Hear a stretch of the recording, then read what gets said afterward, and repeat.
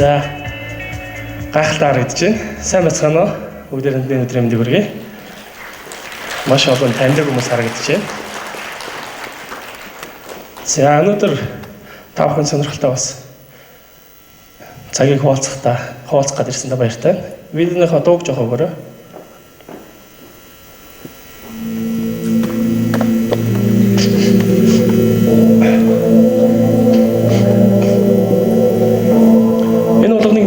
Гэсэн асуултанд бүгдээр хариулт таагаад үзье. Та өнийг мэдэж амжсан. Хэрвээ сая хүнд нэг сод хүн байдаг бол Хятадд 1300 сод хүн байгаа. Монгол 3 сая хүнтэй гэхээр 3 сод хүнтэй байна гэсэн үг. Тун удахгүй англиар номер 1 гэдэг сатат тоолон бэлтгэгдэж байна. Энэ этхийн нийт хэмжээ 25% маш өндөр IQ төх хүмүүс гэж тооцоолвол энэ нь Хойд Америкийн нийт хэмжээний тоноос их байна. Тэгэхээр энэ этхийн ухаалаг хүүхдийн тоо Хойд Америкийн нийт хүн амаас их байх боломжтой гэдэг ойлголтыг харах боломжтой. Хүүхдийн тооноос их байх боломжтой. Энэ болгоныг мэдэж амжсан.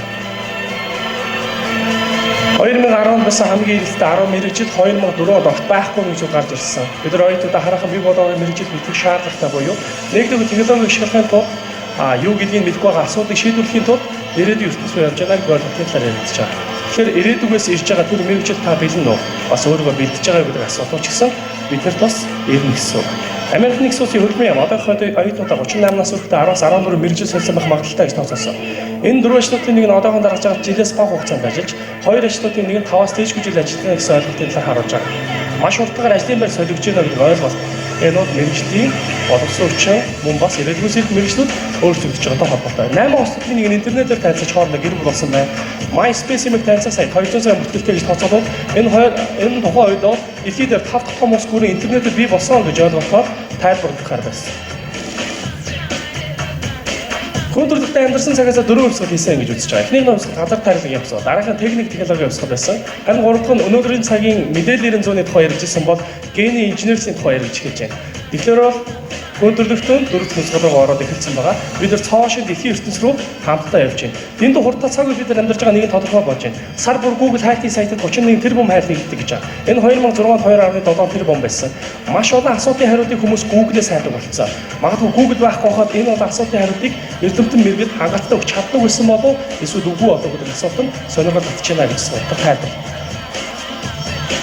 Google-ээр хүмүүсийн амьдралыг төсөөллийн аргагүй болж байгаа гэж тайлбарлаж явж байна. 1992 оны 12 сард анхны зар сурталчилгааны мессеж илгээгдсэн бол өнөөдөр хүн төрөлхтний тог хэд дахин өгд авсан мессеж илгээгдэж хүлээн аварч байгаа. Тэр болгон ч гэсэн та бид нар оролцож байгаа. 50 сая төгрөгийн тулд радио 38 жил зарцуулсан байдаг. Харин 50 сая төгрөгийн тулд телевизээр 13 жил зарцуулсан байдаг. 50 сая төгрөгийн тулд интернет бол ердөө 4 жил зарцуулсан байдаг. Түүнээс богино хугацаанд iPod 3 жил зарцуулсан байх магадлалтай.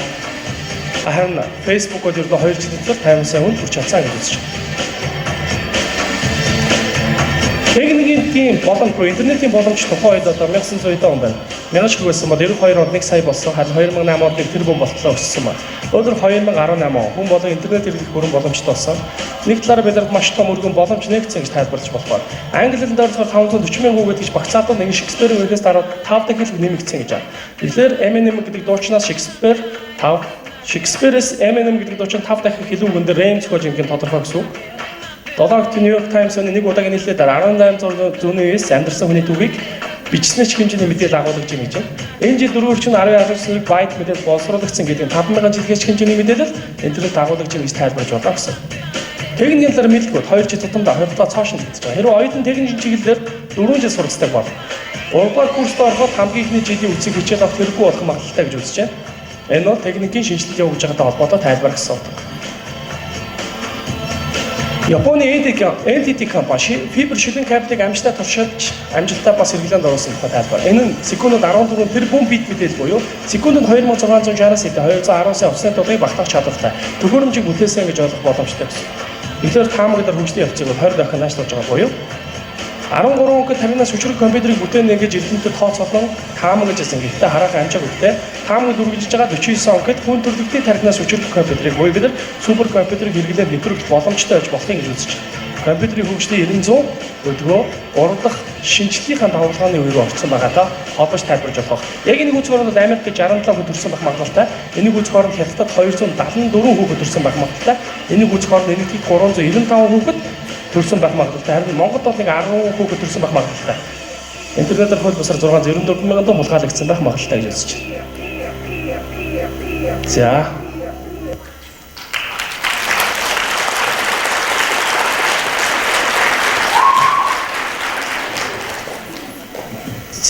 За баярлалаа. Тэгээд надад олгогдсон цаг бол 15 минутын маань 4 минут 30 секунд дууссан байна. 4 минут.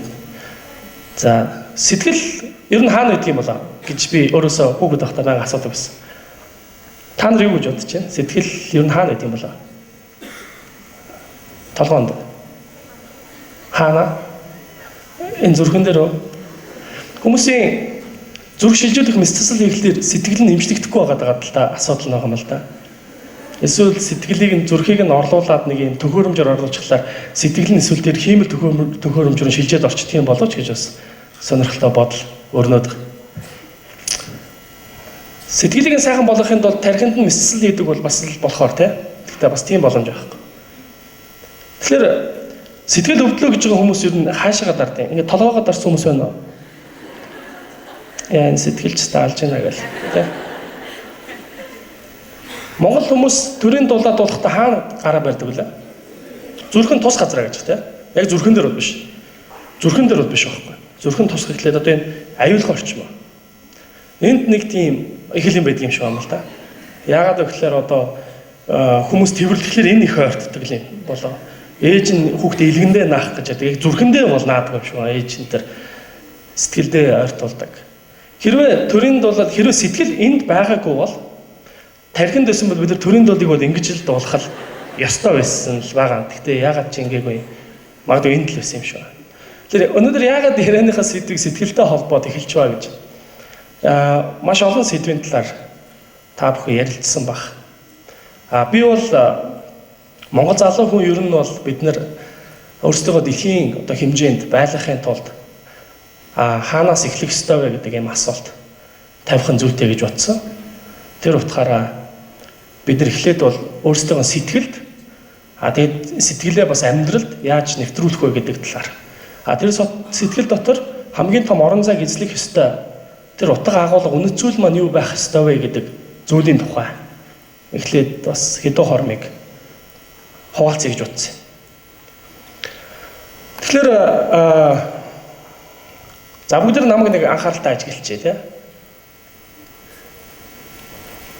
За би яасан бэ?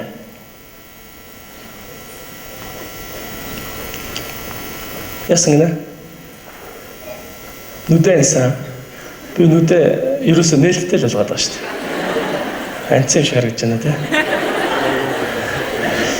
За би сая та нарыг хүндэлсэн гинэ. Дотроо амар хүндэлсэн гинэ бүр. Мэдэрсэн үү? Агуу хүндэлсэн гэж шүү дээ. Асуудал нь ерөөсөө энд л байгаа. Жишээлбэл Солонгос, за Япон хүүхдүүд мэдлэгтэй бол ингээ бүхийгээд сайн байна уу та? Хүндлээ бүхийгээ илэрхийлж. Солонгос хүүхдүүд бас бүхийгээд илэрхийлждэг. Хятад хүүхдүүд бас бүхийгээд илэрхийлдэг. Монгол хүүхдүүд коронавирус сайн байна уу та? Яг яахаа мэддэггүй байхгүй. Тэгээ бид нар дотроо их хүндлэлтэй, дотроо агуу хүндлэлтэй, бүр хайрын ч бас дотроо агуу хайртай. Тэгээд дотроо их орончод гэж аахгүй юу? Агуу их орончод гэж. Асуудал нь хизээч гарч ирэхгүй тэр нь. Тэр чамтаа зүг магадгүй алга болчих магадгүй тий. Яагаад дотроо юм болов? Тэн заримдаа тэгжсэн найз чинь цуг байж байжсэн амар олон жил ингээм хамтарсан нөхөр чинь бид нар ингээд ажлын бус цагаар тий найз нартайгаа уулзаад за магадгүй уушийн газар суугаад юм ууж явахдаа жоохон харж ирэнгуутаа л найз нь чамайг өстой амар хүндлэг штэ гээд бүр сонсож байгаагүй үг хавьд сонсож байгаагүй хэлдэг хизээ гэж асуумаар юм уу тэгээ дааж илэрхийлэгдэл нь байхгүй тэрний ирж байгаагүй тэгэхээр хүндлэл гэж яг тэгээд тэр нь яг юу юм бэ гэдэг асуулт.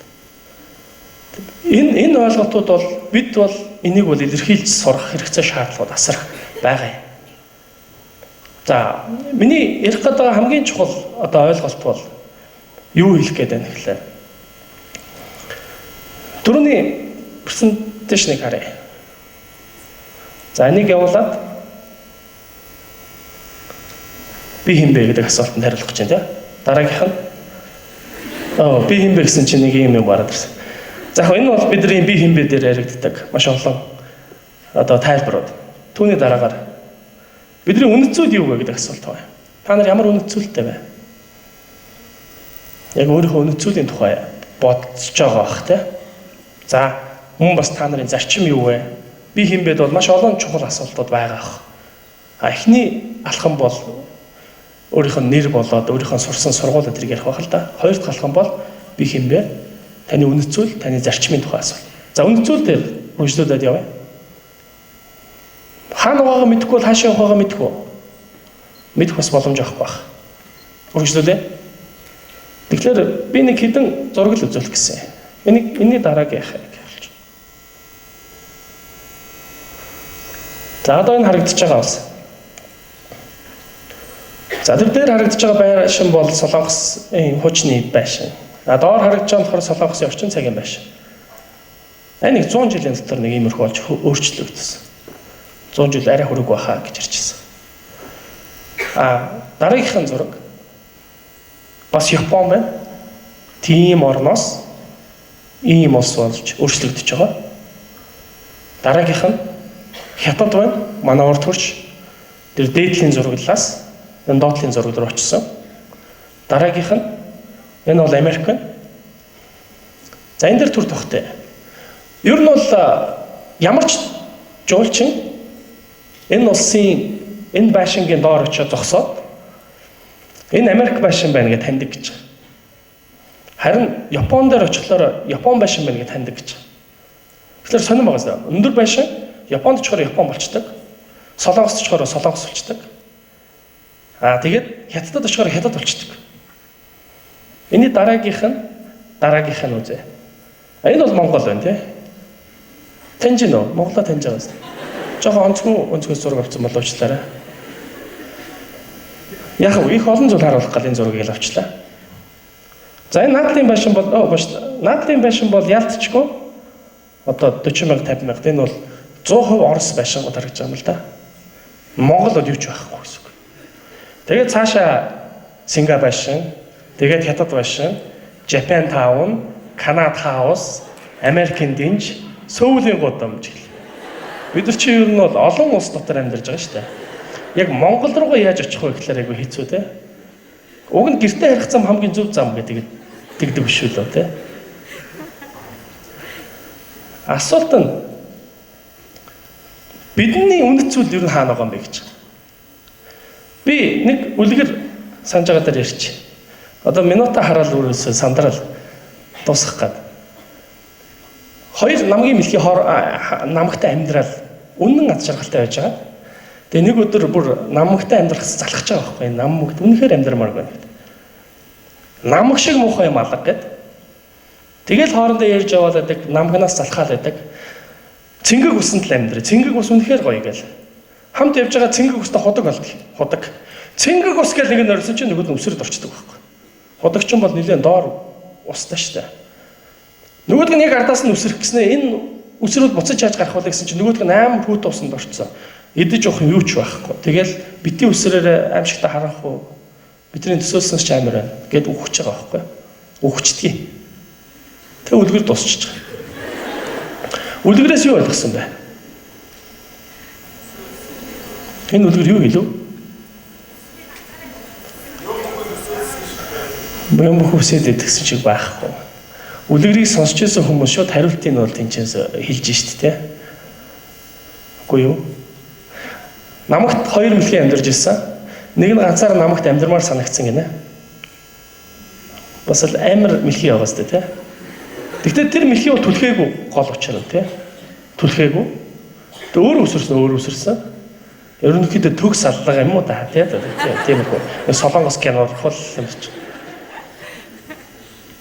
Юусаа түлхээгүй шүү дээ. Тэгэхээр асуулт нь юу гэхээр бид бол сайн дураараа бусад улсыг дагж байгаа байхгүй юу? Тийм байгааз тэ бидний одоогийн ард байгаа дүр зураг бол.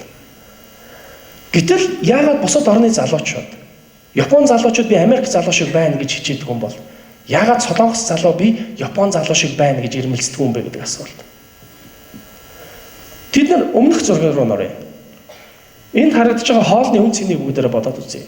Тэр болонд харагдаж байгаа Хятад хоол ямар үнэтэй вэ? 2 хүн аваад идвэл Солонгос Хятад хоол нь 50,000 төгрөг идчих байх тийм. Энэ доор харагдж байгаа солонгос бол айгүй их харагдаж штэ. Панчаана нэмүүлэг гэдэг бол одоо мэдэхгүй юм байхгүй шүү дээ. Бүр Монгол үг шиг болсон хэрглэж шүү дээ. 2 гүйдэл 40,000 төгрөг. Тэр дээр харагдж байгаа бүүргэр 2 гүйд идэх юм бол 20,000 төгрөг. Энэ гол дээр харагдж энийг томор харуулсан байгаас суши. Үүний чинь одоо хуруу хоол шүү дээ, тэ. Finger food гэдэг. Энэ чинь монголоор өмөх хоол гэдэг юм л шүү дээ. Өмхөөл дуусаа. 2 гүйд идэх юм бол 80-аас 100,000 төгрөг. Тэгээд энэ сушиг хийхдээ ингээ 15 грамм будаа ингэж тавьдаг. Дээр нь маш нэмхэн загсны мах тавьдаг. Яг зүр орцын ингээ бодоод үзэхлээр бол нийхийг айх тэр их бол биш. Тэгээ ингээ бодоод үзэхээр бүр суши мен гэж одоо мэрэгчлэн биш тийм ингээ суши хийдэг бүр 4 жил сурсдаг мэрэгжил. Хорхог мен хизээ гарах бол гэж байгаа байхгүй тийм. Хорхогон дээр бүр ингээ тулцсан тийм. 4 жил хийдэг тийм тэрийг. Мэрэгжлийн болцсон тийм. Гэтэл наалт харж байгаа нь ууц, цаатын уул боо энэ төр бол хийлээгүй шүү. 180,000 төгрөгөөр идэнэ, авч идэнэ. Гэтэ 2 хүн бол эзэж барахгүй. 20 хүн ч юу намжих байх. 2 бүх суугаад ч юу дийлэх байх те. Тэгэхээр ийм хоол. Тэгээ ийм их мөртлөө ийм баг үнэтэй, ийм том соёл, ийм өчүүхэн үнэтэй. Дэлхийг эзэлж ийсэн 2 удаагийн байлдан дагуулт тоос. Гэтэ ярихаас сайшгүй. Асуулт нь бид өөрсдөө хаана хинтээ харьцуулах ёстой юм бэ? Бид ер нь хаашаа явах ёстой юм бэ? Хэрвээ тоогооч байгаа бол энд цовинго хөгжүүлээч гэж гуймаар байгаа байхгүй. Гурилтай шил хоёроо жоох үнэтэй болгомоор ш сайжруулж байгаа. Гадныхан зармаар ш. Тэ? Байшин барьж байгаа интерьер загварынхан байвал байшингаа монголжуул л да. Монгол суур хийлдэ гэж гуймаар ш. Ер нь гадны залуучуудтай та нар энэ тэнд уулзж ирсэн баг. Монголын тухай яриач гэвэл байгалаа ярих гэхээр бүгд л гоё байгальтай усууд шүү дээ. Тэд бүгдээрээ соёлоо ярьдаг. Би хятад руу нэг сар 2 сарын өмнө явсан. Тэнд 10 хоноход хятадууд бидэрт нэг хүнд маш өндөр мөнгө гаргаж одоо аялуулж байгаа монгол залуучуудыг одоо эгчдүүс хотын уулзалт гэдэг. Тэд нар жоохон юугаа танилцуулах гэж 12 хоногийн 7 хоног зарцуулсан байхлаар өөрийнхөө улсын соёлыг л танилцуулах гэдэг байна. Хамгийн үнэт зүйлүүдэд хуваалцж байгаа. Бид нар Монгол руу авчирвал одоо хаагур явуулах бай. Асуултууд маань эднэр. Ирээдүйн 10 жил, ирээдүйн 20 жилийн дараагийн Монголыг та бид нар бүтээх гарцааг ус өгөгдсөн өгөгдөлтэй гэсэн үг. Тэгэхээр хүн болгон өөрсдөө хийж байгаа ажил дээр дотроо бодож шаарлахгүй, гаднаа илэрхийлж гаргадаг, төрийн дуулаад дуулахдаа зүрхэн тус газраа гараа байрлуулж дуулдаг шиг яг бодит үйлдэлтэй байх юм л эрмэлзээрэ гэдэг зүйлийн талаар хэлье. Хоёрдугаарт Монгол хүн гэдэг бол Монгол улс гэдэг бол Монгол хүн шүү дээ. Газар нутаг бол ганцаараа дангаараа биш. Дэлхийн тал Монгол байсан. Гэтэ одоо Оросод эзлэгдээд Оросод өгсөн байгаль далайг Орос л гэж ярина тэр газрыг. Өөр Монгол хятадтай нэгдсэн хятад газар нутаг л гэж ярьдаг байсан. Тэр газар нутгийг дангаар биш хэн тэрэн дээр амьдарч байгаа гэдгээр улс орон болдог. Тэгэхээр улсын төлөө зүтгэх нь хүний төлөө зүтгэхээс өөр ямар ч арга байхгүй. Монгол улс гэдэг бол монгол хүн дуртайч бай, дургуйч бай, маргалдагч бай, үзэн яддагч бай та нар хамтраад бие биенийхээ төлөө байхаас өөр сонголт байхгүй. Ийм нэгэн дээр бид нар амьдарч байгаа. Тэгжиж бид нар өөрчлөлтийг авчирна. Хятадууд бол өглөө 6 цагт ирээд амьдрал нь буцалдаг. Та нар мэднэ өглөөнийхэн цай 6 цагт ордог. Тэр үед бол Улаанбаатарын 6 цагийг та нар мэднэ. Нэгдүгээр Улаанбаатарын гудамжаар явж байгаа хүмүүсийн царайг харъя. Ямар байна? Аз жаргалтай байна уу? Эсвэл аймар байна уу? 5 өдрийн гудамжаар явж байгаа хүмүүсийн царайг харъя. Нэгдгээс яагаад ялгараад байгаа? Юу болсон юм? 5 дахь 6 хагасаа болох гэдэг юм уу? Эсвэл тэг яагаад ингэж байгаа юм бол? Ажил дуртай юу гэж асууя. Хэд олон чиглэлийн чадварыг эзэмших гэж энэ цөөхөн хүн бас их тарамдж байгаа юм биш байгаа. Бүгд нэг чадвараараа төгс төгөлдөр байхын тулд ирмэлцэх юм бол бид нар биетэй хамтрах шаардлагууд үүсэх юм болов. Маш олон бодлоод байгаа. Монгол улсын төлөө зүтгэе, Монгол хүний төлөө зүтгэе. Анхаарал тавьсанд баярлалаа. Сайн байна уу та? Танаас нэг хэдэн зүйл асуухыг хүслээ. Монгол хүн болсны утга учир болон Монгол хүн болсны үүргийг та яг юу гэж боддог вэ? За. Монгол хүн болсны утга учир би одоо нэг хэрэгжүүлэх гээд яваад байгаа зүйл. Ямар ч гэсэн Монгол соёлыг түгээн дэлгэрүүлэх судлах хэрэгтэй юм байна гэдэг. Энэ бол Монгол хүн басны үүрэг байх гэж бодоод байгаа. Би өөрийнхөө нэрийг гадныхантай адилхан бас яаж онцлогоор танилцуулахаа судалж үзсэн. Ганбатын мөнгөн гэхлээр арай богиндод гээ мөнгөн гэдэг хүмүүс заримдаа бүр нэрээ хуваачдаг, аавынхаа нэрийг байхгүй болгочдог. Уг нь бол омог удам өгшил огшлоо танилцуулах хэрэгтэй л гэсэн. Жалраадын жамуух боржигны Тэмүүжин гэдгүү л байж л дээ. Цагам цүгэн момогтой цайд борын талтай, уужим шарын ухалтай, ууч борчийн ухалтай, урсгалын номдлогтой, сүмчигдээ бодолтой, сүржимдээ зарчимдээ, сэржимдээ цацалтай, нингэрийн ширнэнгийн дунд хөвгөд Ганбатын огшил мөнгөн байна гэж танилцуулах хэрэгтэй байна.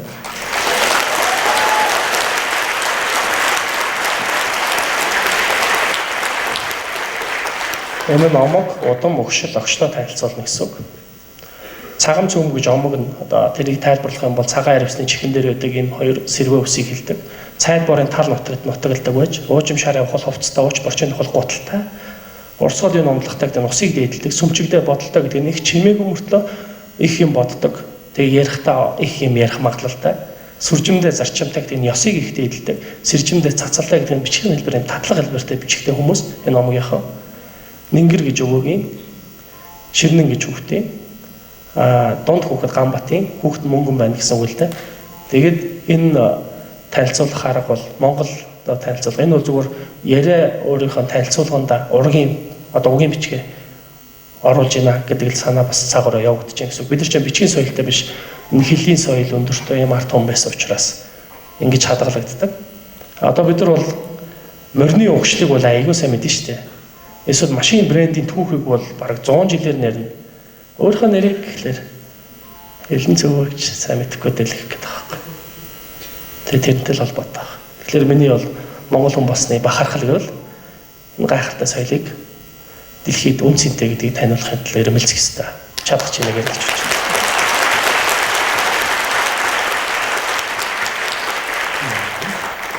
За сайн байна уу?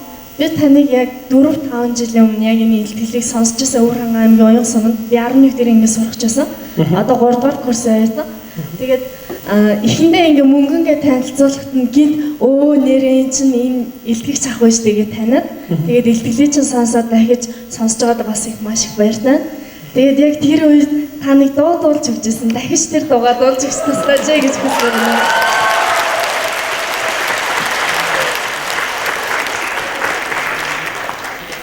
Ийм юм байж болохгүй шүү дээ. Зөвхөн байгуулагчтай.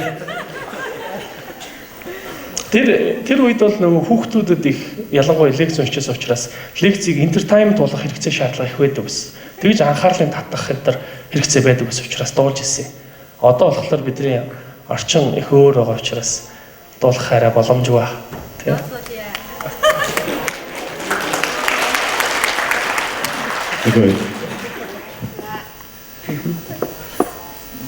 За дараагийн асуултыг сайн байна уу, танд энэ өдрийн мэндийг хүргэе. Ингээд хүн одоо ингээд нөгөө хичээлээ байнга хичээл хийдэг хүн ч юм уу эсвэл ингээд янз бүрийн төрлийн хүмүүс байдаг штэ. Тэгээд яг юм нийгмийн идэвхтэй хүнд ер нь нийгмийн идэвх гэдэг юм яг хэрэг чухал байдаг юм бэ гэдэг талаар тайлбар. Ардчилсан нийгмийн бол амин сүнс нь бол нийгмийн идэвхээр оролцоо.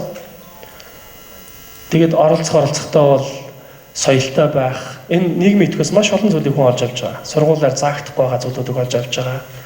Хүн одоо бусадтай хамтрах, бусад чадваруудыг сурж байгаа. Тэгээд бас асуудлыг ойлгож мэддэг болж эхэлнэ. Нийгмийн оролцоо бол чухал. Гэхдээ нийгмийн оролцоонд орохоос өмнө чи өөрийнхөө мэрэгжил, эзэмшсэн чадварт төгс байхын тулд маш их цагийг зарцуулдаг байх ёстой. Тэгэхээр энэ бол балансыг зөв барих хэрэгтэй авах гэж би бол хувьдаа боддог. Тэгж бодож байна.